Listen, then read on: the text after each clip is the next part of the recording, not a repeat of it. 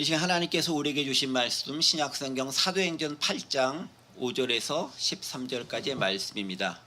사도행전 8장 5절에서 13절까지 저와 여러분이 한 절씩 교독하실 텐데요. 여러분들이 큰 소리로 읽으셔야 잘 들립니다. 함께 읽어주시면 감사하겠습니다. 제가 먼저 4절 말씀 봉독합니다. 5절 말씀 봉독하겠고요.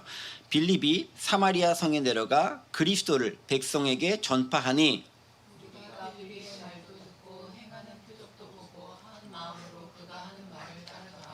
많은 사람에게 붙었던 더러운 귀신들이 크게 소리를 지르며 나가고 또 많은 중풍병자와 못 걷는 사람이 나으니 그 성에 시몬이라는 사람이 전부터 있어 마술을 행하여 사마리아 백성을 놀라게 하며 자칭 큰 자라 하니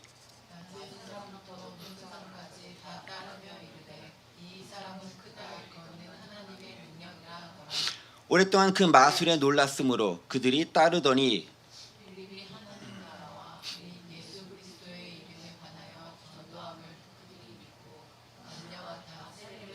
함께 봉독하죠. 시몬도 믿고 세례를 받은 후에 전심으로 빌립을 따라다니며 그 나타나는 표적과 큰 능력을 보고 놀라니라. 네, 오늘은 사마리아 복음 전파가 구체적으로 어떻게 일어나는지, 또 빌립을 통해 만나는 사람들의 반응이 무엇인지 그런 부분들을 함께 말씀과 더불어 생각해 보도록 하겠습니다. 지난 시간 말씀 함께 되돌아보도록 하겠습니다. 스데반의 순교가 있은 다음에 교회에는 변화가 일어나게 됩니다. 스데반이 순교당하는 시절에 그것을 마땅히 여기고 당연히 여겼던 사람이 있었죠. 사울이라는 청년이 그랬습니다.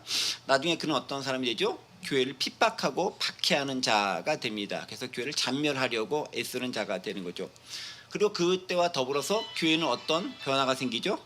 교회는 이 일을 계기로 박해를 당하고 사도들과 소수를 제외한 사람들만 예루살렘에 남게 되고 많은 기독교인들이 자국으로 그리고 핍박을 받아서 박해를 피해서 멀리 떠나가게 됩니다. 디아스포라 기독교인이 되는 것이죠. 이렇듯 복음의 전파는 때때로 하나님의 섭리 안에서 여러 부정적이고 힘든 이슈가 발생했지만 그것이 오히려 전화위복이 되어서 복음 전파의 계기가 되기도 합니다. 하나님의 섭리가 있었다라는 것들이죠. 자, 그런데 그런 와중에 스데반의 순교하는 장면이 그냥 죽음으로 끝났다라고 되어지지 않고 성경 말씀은 하나님의 역사하심을 어떻게 돌보시는가를 기록하고 있죠. 어떻게 기록하고 있습니까? 하나님은 남은 자를 통해서 스데반을 장사합니다. 즉 경건한 자를 남겨놔서 그들이 스데반을 잘 장사할 수 있도록 만들어 놓는다라죠. 즉 이 말은 뭐겠습니까? 스데반이 평상시의 삶의 행실이 그 언행이 유대인들이 보기에도 경건한 유대인들이 보기에도 올바랐고 얼마나 올곧었던지 그를 그대로 죽도록 그리고 썩어지도록 버려주지 않고 장사 지내고 곡하는 모습을 통해서 그의 평상시 삶의 모습이 어떠했는가를 우리는 추론해 볼 수 있습니다. 우리 평상시 삶이 얼마나 중요한가를 알 수 있는 것이죠. 자, 어쨌든 그렇게 스데반의 시대는 끝나고 이제 사울과 대척되는 빌립의 시대로 넘어가게 되는데 사울은 집집마다 찾아 들어가면서 기독교인들을 찾아내고 박해하고 감옥에 가두기 시작합니다. 교회를 잔멸하려고 하고 있죠. 그리고 흩어진 성도들은 어떻게 합니까? 자신들이 가게 된 그곳에서 생존을 위한 몸부림을 칠 뿐만 아니라 그것을 넘어서서 무엇을 하죠? 복음을 전하기 시작합니다. 비록 박해를 받았지만, 비록 예루살렘을 떠나가게 됐지만, 비록 핍박 때문에 다른 곳으로 가야 됐지만 거기서 머무는 것에 그치지 않고 복음을 전하는 삶을 살게 되었다. 즉 내가 있는 그곳이 복음을 전하는 복음의 장소가 되었다라고 이야기할 수 있습니다. 자, 그리고 빌립이 등장하게 되죠. 빌립은 어떤 사람입니까? 헬라파 유대인이죠. 즉 헬라파 기독교인인 빌립은 이방 지역, 특별히 사마리아로 상징되는 이방 지역에 가서 복음을 전하기 시작하는 대표적 인물이 됩니다. 그 외에도 사마리아 땅에서 복음을 전하는 다른 예수 믿는 사람들이 있었겠죠. 그런데 빌립은 특별히 초기 교회에서 세웠던 7명의 집사들 가운데 한 명이었고 그 대표적인 인물이었기 때문에 그가 어떻게 복음을 전했는가를 통해서 우리에게 지금 교훈이 있는 거죠. 즉 스데반의 순교의 장면, 그리고 빌립의 전도의 장면, 그리고 나중에 9장부터는 바울이 어떻게 변화되는가, 그리고 바울의 변화와 회심과 그리고 전도의 장면을 통해서 어떻게 복음이 전파되는가를 우리는 발견해 볼 수 있습니다. 그리고 사람들은 그 빌립이 전하는 말과 행한 능력으로 믿기 시작합니다. 거기까지가 우리가 지난 시간 함께 다루었던 내용입니다. 기억하시죠? 바로 그것과 오늘 본문이 연결되어서 중첩되어져서 본문이 진행되어집니다. 5절 말씀 보겠습니다. 빌립이 사마리아 성에 내려가 그리스도를 백성에게 전파하니 6절까지요. 무리가 빌립의 말도 듣고 행하는 표적도 보고 한 마음으로 그가 하는 말을 따르더라 라고 기록하고 있습니다. 지난 시간에도 제가 말씀드렸던 것처럼 사도행전 1장 8절은 복음이 전해지는 순서에 대해서도 이야기해 주고 있습니다. 먼저 어디로 전해지죠? 복음은 예루살렘, 두 번째는 유대, 그 다음에 사마리아와 땅끝까지라고 되어져 있습니다. 예루살렘은 사도들이 구하는 바로 그것이었죠. 그리고 사도들과 사도들의 주변에 있는 사람들은 어디서? 유대 땅에서 복음을 전하기 시작합니다. 그런데 거기서만 복음이 그쳐져서는 안 되죠. 예수님께서 제자들에게 명령하셨던 것처럼 사마리아와 즉 이방 지역으로 일컬어진 그것과 땅끝까지 완전히 복음의 문외한이라 하는 지역까지도, 그리고 복음의 적대적이라고 생각되는 지역까지도 나아가서 복음은 전해져야 하는 것입니다. 그게 주님께서 승천하시면서 제자들에게 명령하시고 너희가 반드시 마땅히 해야 할 일이다 라고 주신 사명이었습니다. 그 사명에 합당하게 복음은 예루살렘에서 그리고 유대에서 이제 8장은 사마리아까지 전해져서 복음이 전파됩니다. 자, 그런데 사마리아라고 하는 땅은 어떤 땅이죠? 사마리아는 예전에 사실은 같이 이스라엘 백성과 한 민족이었던 땅입니다. 여러분 아시겠지만 원래 사사시대를 거쳐서 통일왕국 시대, 즉 사울이 이스라엘 초대 왕이 되었을 때는 그냥 이스라엘이었어요. 그런데 이제 사울과 다윗 그리고 솔로몬을 거치면서 이 솔로몬 때에 너무 많은 잘못들을 좀 있고 하다 보니까 나라가 나눠지게 됩니다. 남유다와 북이스라엘로 나눠지게 되는 거죠. 그래서 여로보암과 르호보암을 통해서 각각의 남북이 다스려지는 왕이 달라지게 되고 각자마다의 왕국이 세워지게 됩니다. 그러하다 할지라도 그들 왕국들은 어쨌든 간에 서로 통하면서 즉 이삭의 자녀들로서 야곱의 후예들로서 그들은 하나의 민족적 정통성을 유지하고 있었던 것이 분명합니다. 자, 그런데 문제는 뭐냐면 이 북이스라엘과 남유다가 각각 다른 정책을 좀 펼치기 시작합니다. 남유다는 그래도 철저하게 모세오경 중심의 신앙생활을 유지했던 반면에 북이스라엘은 그와는 좀 다르게 자기들 나름대로의 예배처소를 갖고자 많이 애쓰고 노력했던 흔적들이 있습니다. 그 예배처소는 원래 예루살렘에 있었는데 예루살렘은 북이스라엘이 아니잖아요. 남유다가 북이스라엘이 있는 곳이 아니잖아요. 그러니까 다른 곳을 그들은 예배처소를 갖게 되고 그런 여러 가지 일들로부터 그들은 이제 점점 사이가 벌어지게 되죠. 결정적으로 아수르라고 하는 큰 나라가 침입해 왔었을 때 북이스라엘에 멸망당하고 그 아수르는 많은 사람들이 북이스라엘에서 끌어가기도 하고 또 아수르 사람들을 이주도 시키고 또 아수리가 침략했던 나라들의 사람들을 북이스라엘에 이주시킨 걸 통해서 인종 말살 정책, 다른 말로 혼합 정책을 펴기 시작합니다. 점점 사마리아 즉 북이스라엘 땅이라 할 수 있는 수도라 할 수 있는 사마리아를 비롯한 그 지역이 순수한 유대인의 정통성을 상실하고 호남 민족화 되어가는 것입니다. 호남 민족화가 되어간다는 것은 뭐냐면 그들이 원래 이방 지역에서 품고 있었던 그 종교를 그대로 가지고 들어와서 이방신을 섬기게 되는 지경에 이르게까지 되었다는 것을 의미합니다. 그러니까 유대인의 입장에서 볼 때, 남유다 입장에서 볼 때는 이 사람들이 한 하나님을 섬겨야 되는데 이방신도 섬기고 민족적 순결성도 상실하고 이방인과 똑같은 사람으로 변해갔다라고 판단하게 되는 거예요. 거기다가 남유다마저 150년쯤 후에 바벨론에 의해 멸망당하게 됩니다. 그리고 이들도 포로로 잡혀가게 돼요. 바벨론으로 잡혀갑니다. 그리고 또 돌아오고 그런 과정이 있습니다. 그 과정들이 거쳐지면서 또 중간에 성전을 건축하고 그런 과정들을 고레식령으로 돌아가게 되고 성전을 건축하게 되는 그 과정 가운데서 남유다 사람들은 북이스라엘 즉 사마리아 사람 이방인의 피가 섞인 사람들을 우리가 성전을 재건할 때 그들이 도움을 주면 안 된다라고 생각하고 하나님께서 우리를 이렇게 핍박 주는 원인이 하나님의 성전을 지을 때 이방인의 손을 들어서 성전을 지었기 때문에 우리가 핍박받고 이방의 식민지가 되었다라고 판단했기 때문에 사마리아 즉 북이스라엘 사람들을 철저하게 배격하고 성전 재건 건축하는 작업에 배제시킵니다. 완전히 갈라서게 되는 거죠. 결정적 이유가 되는 거예요. 그때로부터 북이스라엘과 남유다 즉 사마리아로 상징되는 북이스라엘은 남유다에서 적대시하게 되고 남유다도 바로 위에 위치하고 있었던 북이스라엘이었지만은 절대 통행을 하지 않죠. 멀리 돌아서 가게 됩니다. 마치 지금 우리나라가 남북한으로 나누어져 있는 것과 비슷한 상황이 되는 거예요. 그래서 이스라엘 역사를 보고 있으면은 참 한국과 남한과 북한의 상황과 어쩌면 그렇게 많이 오버랩될까라는 생각을 멈추지 않을 수 없어요. 또 여러 지정학적 요소 자체도 너무 흡사해요. 또 세계사를 보더라도 레반트 지역이라고 하고 있는 그쪽 지역이 오늘날로 따졌을 때는 이쪽 한반도 동아시아 지역과 너무 흡사한 모습들이 참 역사는 반복되는 것인지 모르겠지만 너무 비슷하다라는 생각을 가지고 있습니다. 자, 그러다 보니까 사마리아라고 하는 지역, 즉 북이스라엘의 대표적인 수도로 할 수 있는 사마리아라고 하는 지역은 남유다 사람들에게 있어서는 가서는 안 되는 이방 지역인 거예요. 그 사마리아는 따지고 올라가 보면 같은 핏줄이었음에도 불구하고 같은 핏줄을 여기지 않는 거예요. 우리하고 북한하고 상당히 비슷한 그런 관점으로 여겨질 수 있는 거죠. 근데 빌립이 어디가 복음을 전합니까? 바로 그 사마리아에 가서 복음을 전하는 거예요.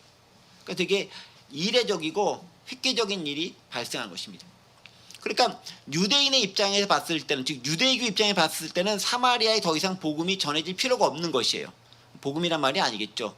유대교가 전해지지 않고 그들은 유대교를 버린 사람으로 취급합니다. 물론 그 지역은 여전히 모세군을 믿고 있는 지역이기도 합니다. 그럼에도 불구하고 혼합되어져 있기 때문에 받아들이지 않는 거죠. 그런데 기독교는 바로 그 지역에도 들어가서 복음을 전해야 할 사명을 가지고 있는 거예요. 그리고 그 역할을 누가 합니까? 이제 빌립이라고 대표되는 예수님의 또 다른 제자이자 증인이 가서 복음을 전하기 시작하고 초기 교회의 중요한 역할을 감당했던 사람이 그 은혜와 감격을 가지고 이방 지역에 가서 복음을 전하기 시작합니다. 그런데 빌립은 출신이 원래 헬라인이었기 때문에 헬라 문화권에 익숙한 사람이었죠. 그 말은 복음을 전하는데 매우 유리한 덕목을 가지고 있었다라는 거죠. 귀하게 사용된다라는 것입니다. 자, 어쨌든 그렇게 빌립은 사마리아 성에 내려가서 복음을 전하기 시작합니다. 뭘요? 그리스도를 전하기 시작합니다. 누구에게? 사마리아 사람에게, 그 백성에게 복음을 전하기 시작했다라는 것입니다. 모든 사람은요 예외 없이 복음을 접할 권리가 있습니다. 기독교인들은 예외 없이 그리스도를 전할 책임이 있습니다. 모든 사람은 복음을 들어야 할 권리가 있고요. 그리스도에는 복음을 전할 책임이 있습니다. 사마리아도 예외가 아닌 것이고요. 바벨론도 예외가 아닌 것이고요. 북한도 예외가 아니고 일본도 예외가 아니고 중국도 예외가 아니고 저 이슬람권도 저 아프리카도 예외가 아닌 것이죠. 우리는 언제나 그 사명을 가지고 살아가야 합니다. 그게 우리가 살아가는 기독교에 살아가는 정체성의 중요한 부분을 차지하고 있는 것입니다. 자, 어쨌든 그렇게 빌립은 다른 유대인들이 꺼려하는 지역인 사마리아에 가서 복음을 전하기 시작했습니다. 자, 그런데 어떤 현상이 일어납니까? 6절 보면 무리가 빌립의 말도 듣고 행하는 표적도 보고 한 마음으로 그가 하는 말을 따르더라. 어떤 반응을 보입니까? 배척하고 빌립을 핍박하고 박해하는 것이 아니라 어떤 반응을 보이죠?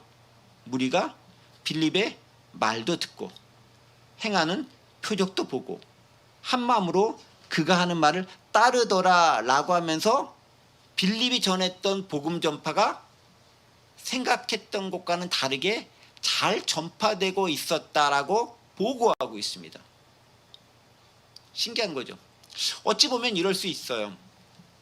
이쪽 쪽이 유대교였기 때문에 어쩌면 유대교가 아닌 기독교로서의, 즉 예수 그리스도로서의 새로운 종교이기 때문에 어쩌면 그들이 더 마음을 열고 받아들였을지도 모르겠습니다. 반대로 해석할 수도 있어요. 역설적으로. 어쨌든 하나님의 역사하심이 빌립의 손을 통해서 사마리아 지역에 전파되도록 인도하셨다라는 거예요. 성경에 예언된 그대로, 예수님의 명령 그대로 이루어지는 것을 발견할 수 있습니다. 자, 그런데 거기 서만 있던 사람들이 무엇을 보면서 행동을 했죠? 빌립의 말은 듣고, 빌립의 행하는 표정은 보고, 말은 듣고 행하는 표정은 보면서 그들이 빌립이 하는 말을 따랐다라고 이야기하고 있습니다. 그러니까 빌립은 단지 말만 한 것이 아니라 표적도 보였다라는 거예요. 그러니까 우리가 복음을 전할 때 말로만 전하는 것이 아니다라는 거예요. 말도 전해야 돼요. 그런데 말만 전하는 게 아니죠. 뭐도 합니까? 표적도 전할 수 있답니다. 여기 뭐라고 되어 있냐면은 The miraculous signs라고 있어요. 아주 기적적인 어떤 표적들, 특별한 모습들이 보였다라는 거예요. 근데 미라큘러스 사인이라는 것들이 우리는 아주 특별하게 뭐 병자가 일어나고 갑자기 기적적으로 뭔가 생기고 이런 것들, 뭐 물이 변화에 포도도 되고 뭐 이런 것들만 생각하기 쉬운데, 실제로는 사람이 변하는 모습들, 또 사물이 바뀌어져 역사하는 것들, 영향력을 통해 뭔가 바뀌도록 하는 그 모습들 자체가 사실 미라큘러스 사인이라고 우리 해석할 수 있는 것들이에요. 다른 말로 표현하자면 복음을 전하는 기독교인들은 말로도 복음을 전하지만 그의 삶의 행동과 패턴과 모습을 통해서도 뭔가 다른 모습, 뭔가 변화된 모습을 통해서도 사람들에게 영향력을 줄 수 있어야 된다라는 거예요. 빌립은 그걸 했다라는 거예요. 물론 구체적으로 드러나는 것들은 여기서 말하는 미라큘러스 사인이라는 것은 병자가 낫고 뭐 중풍병자가 회복되어지고 뭐 그런 상당히 특별한 종류의 기적이었음을 우리는 부인할 수 없습니다. 어쨌든 말과 행동 모두 두 가지 다 필요하다라는 겁니다. 두 가지가 다 표현되어야 된다라는 것입니다. 자, 그렇게 복음을 전했다라는 건데 구체적으로 어떻게 전파되어졌는지가 7절과 8절에 기록되어져 있습니다. 7절 말씀 볼게요. 많은 사람에게 붙었던 더러운 귀신들이 크게 소리를 지르며 나가고 또 많은 중풍병자와 못 걷는 사람이 나았다라고 기록되어져 있습니다. 귀신 들린 사람이 많이 있었던 거죠. 요새 말로 하면 귀신 들림과 정신 분열증 혹은 정신병을 앓고 있는 사람을 동일한 잣대로 볼 수는 없지만 나타나는 현상은 비슷해 보일 수 있으니까 복음의 능력으로 그들이 회복되었다라는 거예요. 정신적인 문제를 겪고 있는 사람들, 그리고 육체적 질병을 겪고 있는 사람들이 회복되며 나음을 입었다라는 거예요.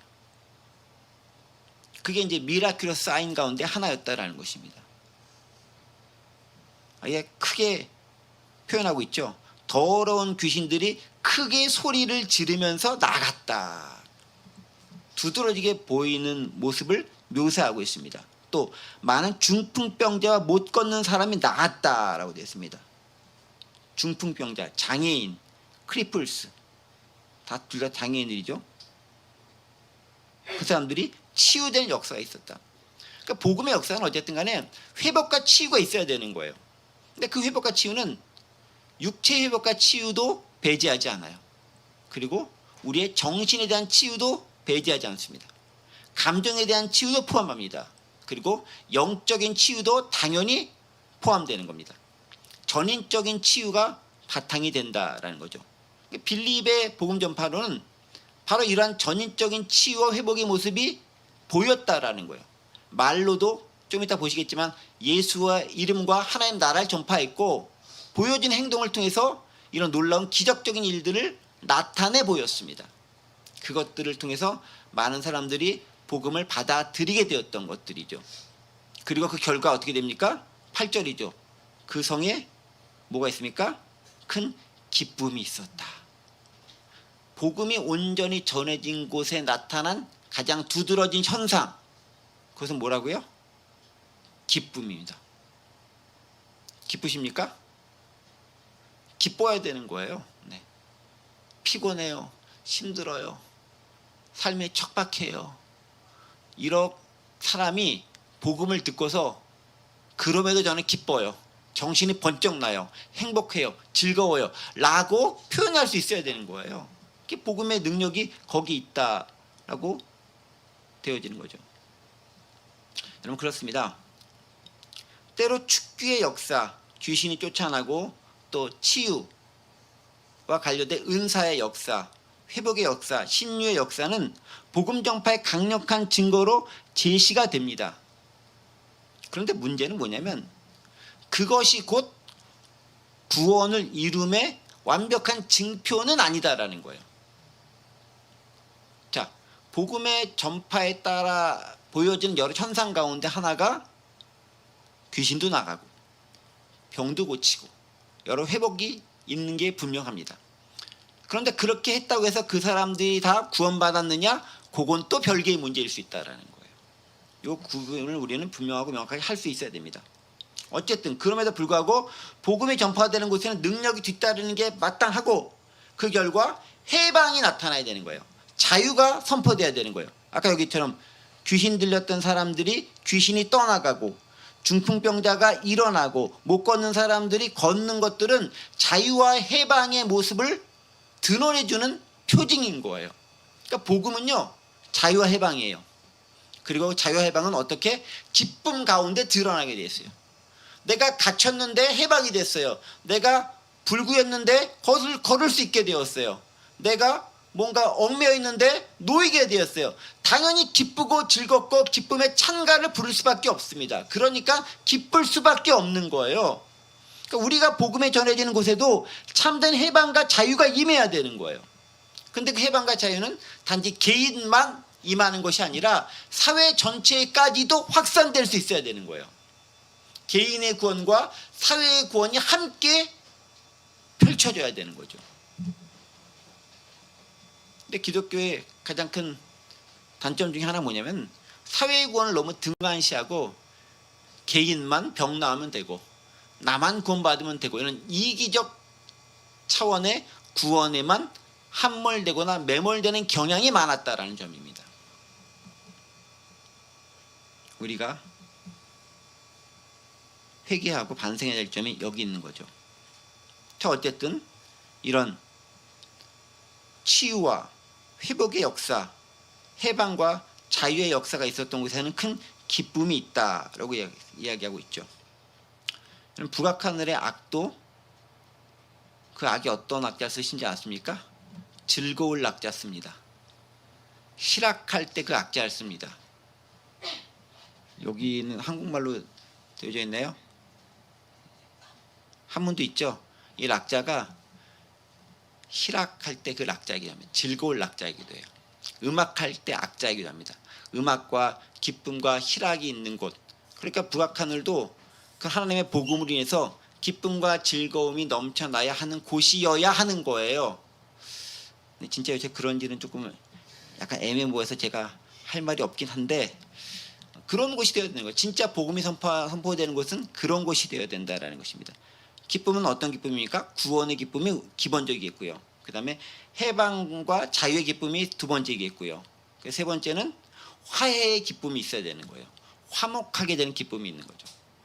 이게 다 기쁨을 만들어내는 요인입니다. 구원받았기 때문에, 자유롭게 되었기 때문에, 그리고 화해, 화목되었기 때문에 기쁨이 있는 곳, 그것이 복음의 능력이 표출되는 곳이다라는 걸 우리는 함께 생각해 봐야 되겠습니다. 그리고 이 기쁨은 성령 안에서 이 기쁨은 세상 사람들이 주는 것이나 세상의 쾌락과는 또 다른 종류의 기쁨이다라는 것을 우리는 기억해야 됩니다. 세상에 주는 기쁨과는 다른 차원의 기쁨, 구원의 기쁨, 말씀에 깨달아짐에서 오는 기쁨, 누군가를 도움으로 인해서 얻는 그 기쁨, 그리고 구원받았음으로 인해 누리는 안정감 속에서 누리는 그 기쁨, 그리고 누군가와 맡겼던 관계가 뚫어지면서 하나 되었음을 발견해서 누리는 그 기쁨, 이러한 기쁨들은 그냥 세상에서 유희로 얻는 기쁨과는 차원이 다른 기쁨이다 라는 거 우리가 기억할 필요가 있습니다. 자, 이렇게 빌립의 복음 전파로 그 사마리아 땅에 이런 놀라운 현상들이 일어났는데 거기서 특별한 현상이 또 한 가지 발생하게 됩니다. 중요한 인물이 또 하나 등장하게 되는 거죠. 누가 등장할까요? 9절에 보면 마술사 시몬이라고 하는 인물이 등장하게 됩니다. 9절 말씀 보겠습니다. 그 성에 시몬이라는 사람이 전부터 있어 마술을 행하여 사마리아 백성을 놀라게 하며 자칭 큰 자라 한다라고 하면서 시몬이라고 하는 사람이 누구인지에 대해서 설명을 해주고 있습니다. 그러니까 사마리아 땅에 살고 있었던 어떤 위인이 하나 있는데 시몬이라고 하는, 즉 그 당시 그 시절 그곳에서 매우 유명한 현저한 지역 인사가 있었다라고 설명하고 있습니다. 그런데 이 사람의 특징을 설명해 주고 있는데요. 이 사람의 한 특징 첫 번째 뭐냐면은 마술을 행하여 사람들의 백성, 사마리아 백성을 놀라게 했다라고 얘기하고 있습니다. 마술사였다라는 건 마술사. 그런데 이 시몬이 행했던 이 마술사의 마술을 오늘 우리가 뭐 이은결이라던가 뭐 이런 사람들이 보여지는 그런 트리그로스의 마술과 동일한 것으로 생각하면 안 돼요. 그것과는 완전히 다른 차원의 마술입니다. 여기서 마술은 우리는 이제 마술사 할 때 매지션 뭐 이렇게 표현하잖아요. 여기 마술이라는 표현은 어떻게 쓰였는지 우리 영어로 좀 볼 필요가 있는 것 같아요. 우리 9절 말씀 영어로 되어져 있죠. Now for some time a man named Simon had practiced sorcery in the city and amazed all the people of Samaria라고 되어 있죠. 뭘 행했다고요? Practiced sorcery. sorcery를 행했다. 이게 뭡니까? 주술적인 것을 행했다라는 거예요. 그러니까 마술이 우리처럼 같이 이렇게 뭐 없는 것 딱 나타나게 하고 뭐 속임술 기가 막히게 트릭을 통해서 만든 그런 종류의 마술이 아니라 주술을 행했다라는 거예요. 주술을 행했다라는 것은 뭘죠? 상당히 이방신과 우상을 섬기는 것과 연결되어져 있는 행동을 했다라는 겁니다. 주술사라는 게 조금 더 정확한 표현인 거예요. 오늘날에 있는 마술 이것하고는 소위 말하는 오늘날의 퍼포먼스를 하는 그 사람들하고는 상당히 다른, 완전히 결이 다른 측면의 행위였다라는 거예요. 주술사였다라는 거예요. 일종의 사제 역할 비슷하게 했던, 다른 말로 접신을 가능하게 했었던 그런 영매와 같은 역할을 했었던 사람이 마술사로도 볼 수 있다라는 거예요. 그 역할을 누가 했다? 시몬이라고 하는 사람이 했는데 이 사람이 그걸 너무 잘한 거예요. 그러니까 그 지역에서 유명 인사가 됐습니다. 뭐라고 표현합니까? 사마리아 백성을 놀라게 했다라고. In the city and amazed all the people of Samaria. 사마리아의 모든 사람들이 그것 때문에 놀랐다라는 거예요. 그러니까 여러 가지 주술을 행하는 그 것들이 아주 특별하고 탁월했을 뿐만 아니라 뭔가 기이한 현상들을 많이 보여줬음에 틀림이 없다라는 거예요. 그리고 이 사람이 가진 또한 특징이 하나 있죠. 9절 하반절에 뭐라 됩니까? 자칭 큰 자라 하니. 다른 사람들이 당신은 큰 위대한 님이면 You are a great man 이라고 한 게 아니라 내가 큰 사람이다라고 스스로 자랑했다. 여기 보세요. He boasted that he was someone great. 자기가 자기 자랑하는 거예요. 나 위대한 사람이야라고 boasted. 자랑했다라고 얘기하고 있지 않습니까? 스스로 자랑했다. 이 말은 뭐겠습니까? 자랑하고 그 사람들이 인정해주고 그 인기를 누리고 그 영향력을 발휘하는 것을 통해서 기쁨과 즐거움과 쾌락을 만끽하려고 했던 사람, 그것을 무척 자랑스러웠던 사람이 시몬이라고 하는 마술사였다라는 거예요. 마술사라기보다는 주술사라고 할 수 있죠. 시몬의 특징을 설명해 주겠습니다. 자, 그런데 이 시몬이라고 하는 사람도 복음을 듣게 된다라는 거예요. 쉽지 않은 일이죠. 쉽지 않은 일이에요.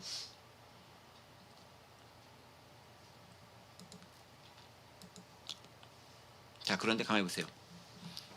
시몬의 특징 중에 아까 자칭 큰 자라 했다라고 얘기했지 않습니까? 자신을 크게 보이기 원했고 인기를 탐하고 영향력을 극대화하는 사람인 것을 알 수 있는 거죠. 그런데 요새도 가끔 기독교인이면서 기독교와 관련된 사람이면서 이렇게 자신의 영향력을 극대화해서 크게 보이고 위대한 사람인처럼 보이고자 애쓰는 사람들이 있어요. 뭐 이단들이나 교주들이나 혹은 문제가 되는 기독교 이름을 행하는 몇몇 여러분들의 머릿속에 떠올리는 그런 사람들이 이런 부류일 수 있다라는 거죠. 뭔가 진짜 복음의 정수보다는 다른 것을 통해 보여지는 특별한 것들을 통해서 나를 드러내 보이려고 하는 것들, 뭔가 영적인 것을 막 행하는 것을 통해서 나를 드러내 보이고 내가 얼마나 위대한지 좀 알아라 라고 자랑하고 싶어하는 그 모습들을 가진 사람들이 바로 이런 부류의 사람이다 라고 이야기하고 있습니다. 그런데 문제는, 진짜 큰 문제가 뭐냐면요, 그 사람은 그렇게 주장할 수 있어. 자기가 자기를 오해해가지고 나는 뭐 좀 위대한 사람이야, 나는 뭐 이렇게 대단한 사람이야 라고 주장할 수 있어. 그런데 그 사람을 바라보는 다른 사람들의 평가가 어떠한가도 중요하지 않겠습니까? 나는 메시아야 혼자서 아무리 떠들고 있어도 많은 사람들이 따르지 않고 제가 정신 나간 소리 하고 있구나 하면서 배척해버리면 지 혼자 그러다 그냥 끝나버리는 거예요. 그런데 다른 사람들이 반응을 하고 호응을 하고 화답을 하게 되면 문제가 달라지는 거죠. 10절 보세요. 어떻게 기록되어 있습니까? 낮은 사람부터 높은 사람까지 다 따르며 이르되, 누구를 따랐다라는 거예요? 마술사 시몬을 따랐다라는 거예요. 뭐라고 얘기합니까? 이 사람이 크다 일컫는 하나님의 능력이라 하더라. 굿을 행하는, 즉 쏘쏘리를 행하는 쏘쏘러였는데 사람들은 뭐라고 표현하면 하나님의 능력이다 라고 그를 보면서 평가하고 있다라는 거예요. 그러니까 소리는 딱 쳐야 나는 거예요. 한쪽 손만 나 위대한 사람이야 아무리 이렇게 소리는 안 나요. 왔다 갔다 할지 모르겠지만, 근데 이쪽에서도 그래 너 맞아 딱 해줘야, 여기서 화답을 해줘야 아 진짜 그렇구나 라고 되는 거예요. 사람들도 그런 반응을 보이는 거예요. 낮은 사람부터 높은 사람까지 다 따르며 이르되 이 사람이 크다 일컫는 하나님의 능력이다라고 그 사람들은 시몬을 되게 높게 평가하면서 따르고 그의 영향력 안에 들어가기를 원했다라고 기록하고 있는 거예요.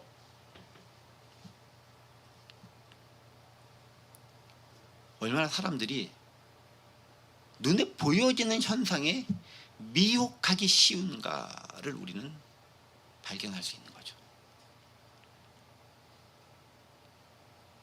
그럼 11절 보면 더 재밌죠. 오랫동안 그 마술에 놀랐으므로 그들이 따랐다.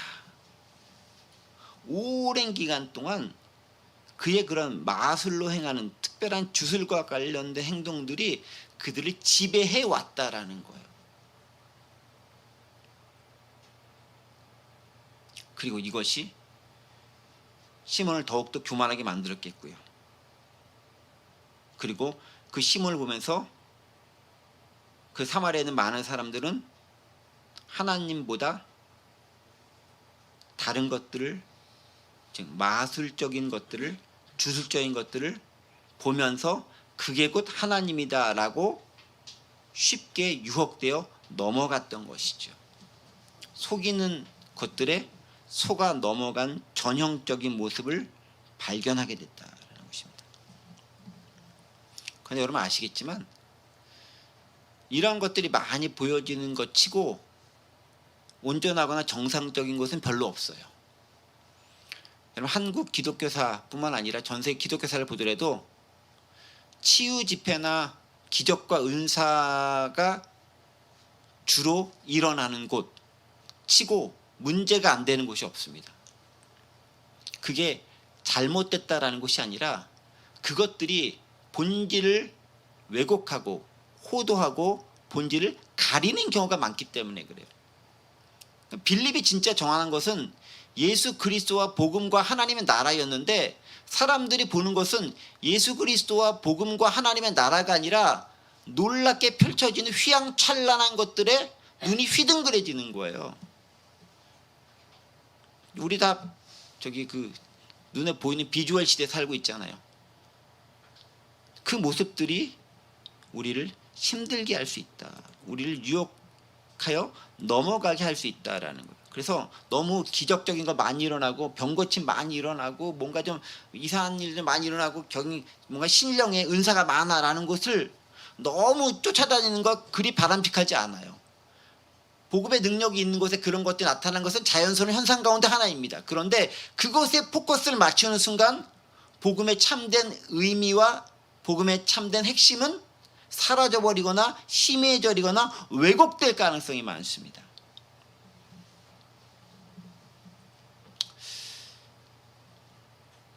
여러 그 문헌들에 보면요,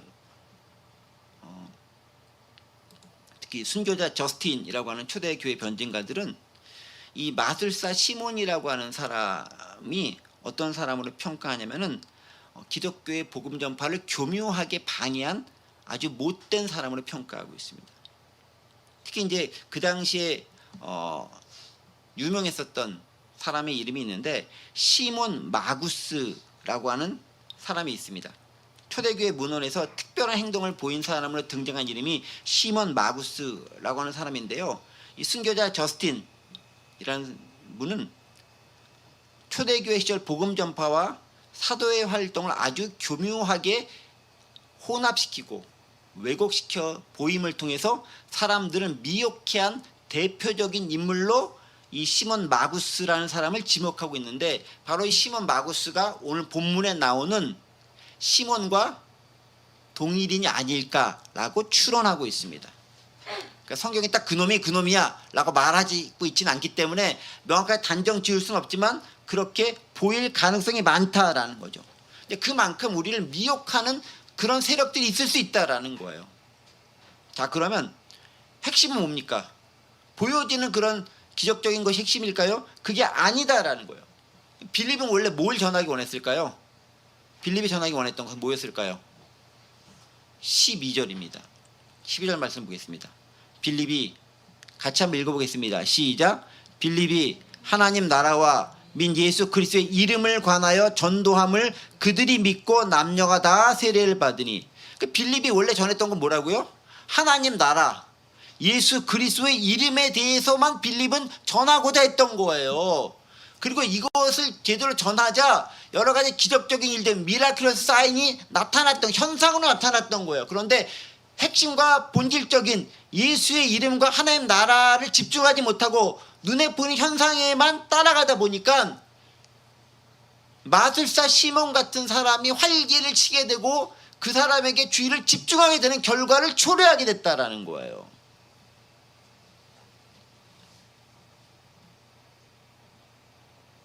진짜 전해야 될 건 뭐라고요? 하나님 나라와 예수 그리스도가 핵심이다라는 거예요. 거기서 벗어나면 안 된다라는 거예요.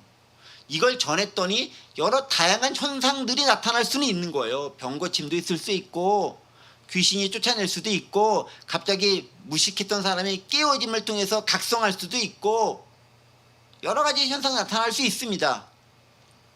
회개할 수도 있고요. 그러나 핵심은 하나님의 나라와 예수 그리스도의 이름, 이것에 있다라는 겁니다. 이게 핵심이다라는 것입니다.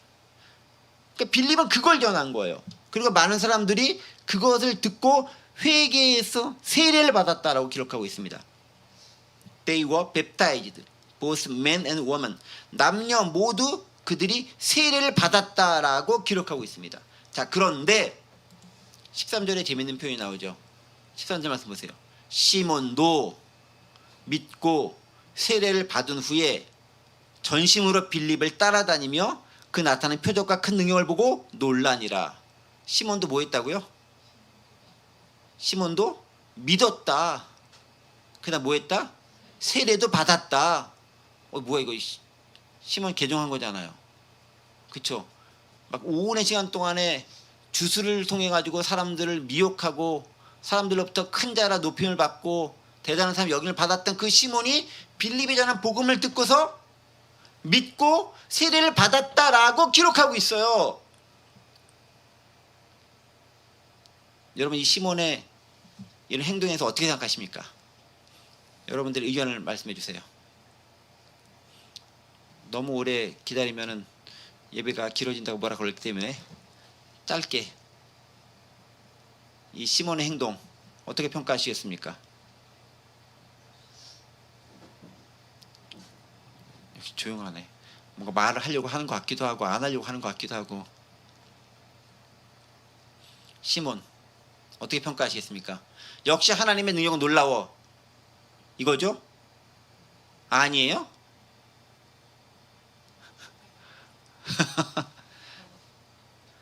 나중에 뒤를 보면 아시겠지만 이 시몬이 그렇게 순수한 모습을 보이지는 않아요.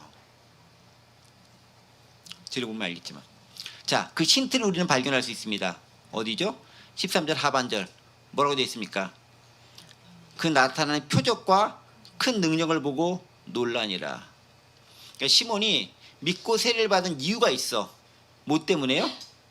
표적과 능력 때문에 그렇다. By the great sign and miracles, 그가 본 표적과 기적 때문에 그는 믿고 세례를 받았다라는 거예요.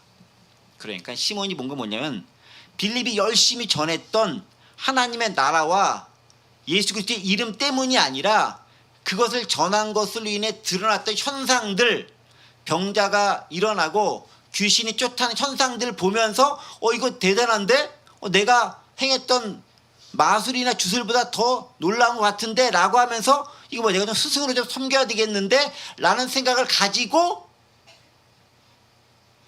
빌립을 따랐다라는 거예요. 그리고 다른 사람들처럼 그도 믿고 세례를 받았다라고 얘기하고 있습니다. 그럼 그 믿음이 진짜 믿음일까? 그 세례가 진짜 세례일까?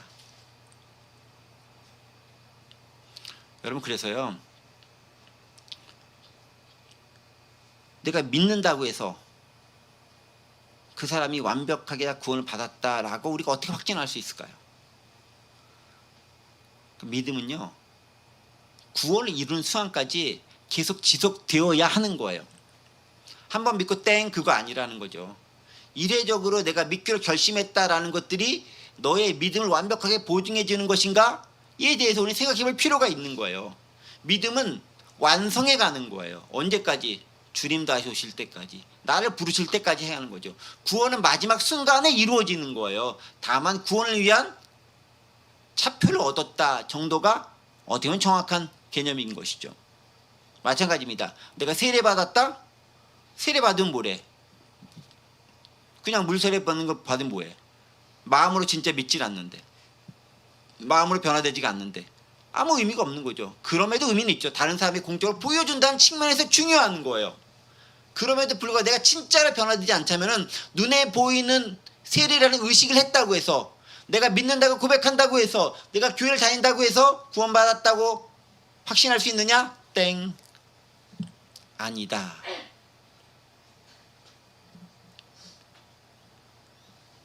빌립의 믿음은, 빌립의 세례를 받은 것은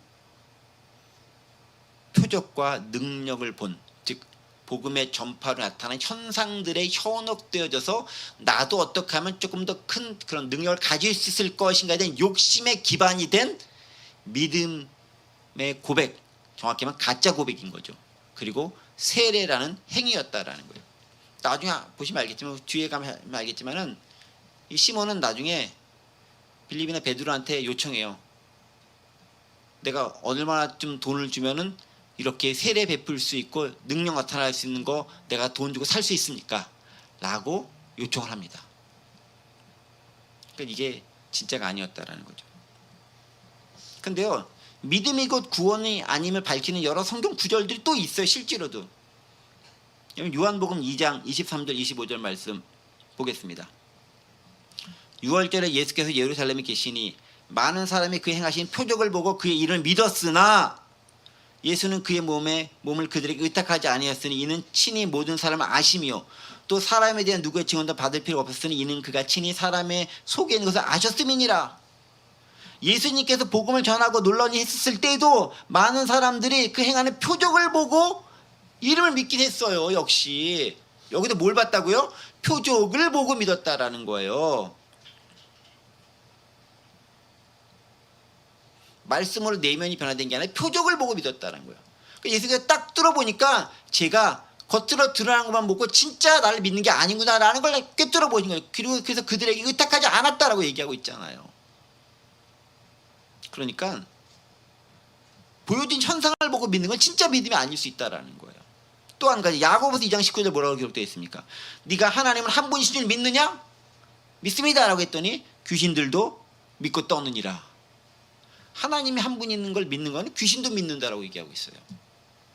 그러니까 무엇을 어떻게 믿는가가 중요한 거예요. 덮어놓고 믿습니다 이거 아니라는 거예요.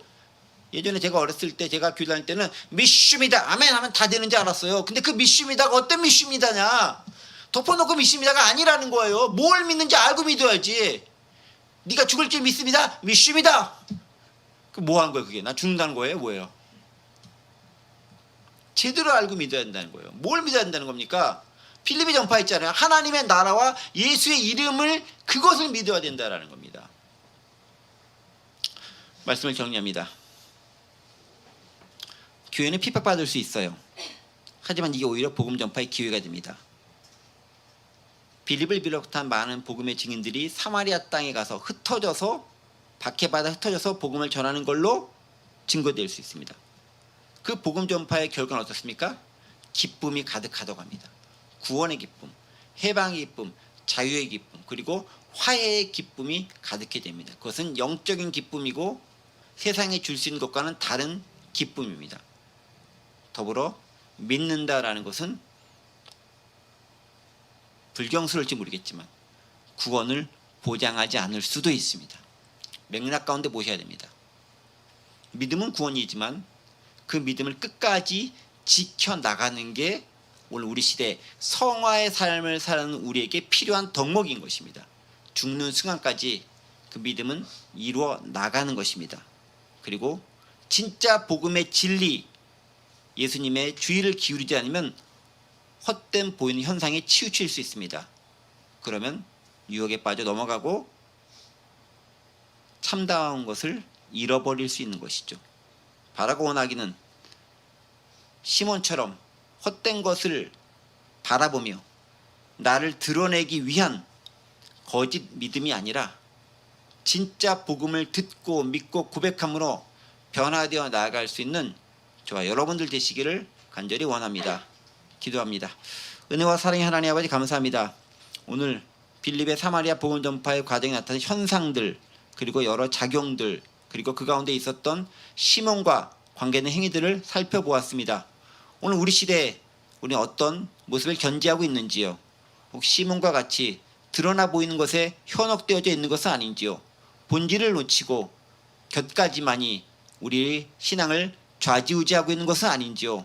되돌아보며 참다운 복음, 하나님의 나라, 예수 그리스도 놓치지 않도록 인도하여 주옵소서. 감사드리며 예수 그리스도의 이름으로 기도하옵나이다. 아멘.